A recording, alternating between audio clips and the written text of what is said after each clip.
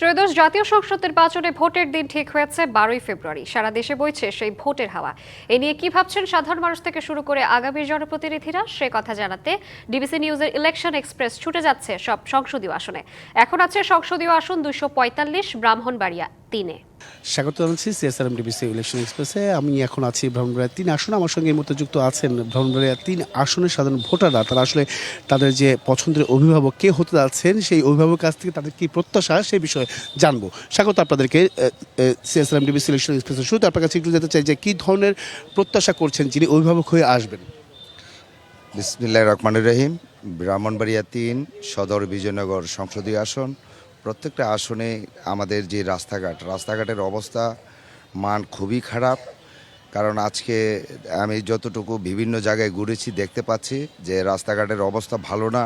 বিভিন্ন জায়গায় বিভিন্ন মহল্লায় এই রাস্তাঘাটের অবস্থা বেহাল অবস্থা। আমার মনে হয় যিনি প্রতিনিধি হয়ে আসবেন উনি সর্বপ্রথম আমার দৃষ্টিতে যে ব্রাহ্মণবাড়িয়ার যে ইউনিয়ন ওয়ার্ডগুলো আছে এই রাস্তাঘাটগুলো মেরামত এবং সংস্কার করলে সাধারণ মানুষের উপকৃত হবে এবং ব্রাহ্মণবাড়িয়াবাসী উপকৃত হবে। ধন্যবাদ। এখানে আর কয়েকজন আছেন, একটু যেতে চাই আপনার কাছে। কেমন দেখতে চান ব্রাহ্মণবাড়িয়া 3 আসনটা? আসলে আমরা এই যে তিতাস কে কেন্দ্র করে কিন্তু ব্রাহ্মণবাড়িয়া 7টা উপজেলা কিন্তু টাচ করেছে। এই তিতাস নদী 130 কিলোমিটার তিতাস নদী খননের নামে আমরা দেখেছি বিগত সময়ে প্রায় 1,500 কোটি টাকা লুণ্ঠন হয়েছে। আমরা চাই যে আগামীতে যিনি আসবেন তিনি তিতাস নদীতে নাব্যতা ফেরানোর চেষ্টা করবেন এবং আমাদের টাউন খাল, আমাদের শহরের ভিতর দিয়ে প্রায় 5 কিলোমিটার একটা টাউন খাল রয়েছে। এই টাউন খালটির জন্য আমরা তরি বাংলাদেশের পক্ষ থেকে বিভিন্ন সময় আমরা আন্দোলন করে যাচ্ছি। এটা আমরা এখনও সুরাহা পাচ্ছি না। আগামীতে যিনি আসবেন তিনি এই টাউন খালের নাব্যতা ফিরিয়ে দেবেন, এই প্রত্যাশা আমরা করছি। আপনার কাছে কি ধরনের প্রত্যাশা থাকবে? আমি যিনি আসবে ওনার কাছে আমার প্রত্যাশা থাকবে ব্রাহ্মণবাড়িয়ার স্বাস্থ্য খাত নিয়ে। ব্রাহ্মণবাড়িয়ার স্বাস্থ্য খাতের এখন চরম অবনতি হয়েছে।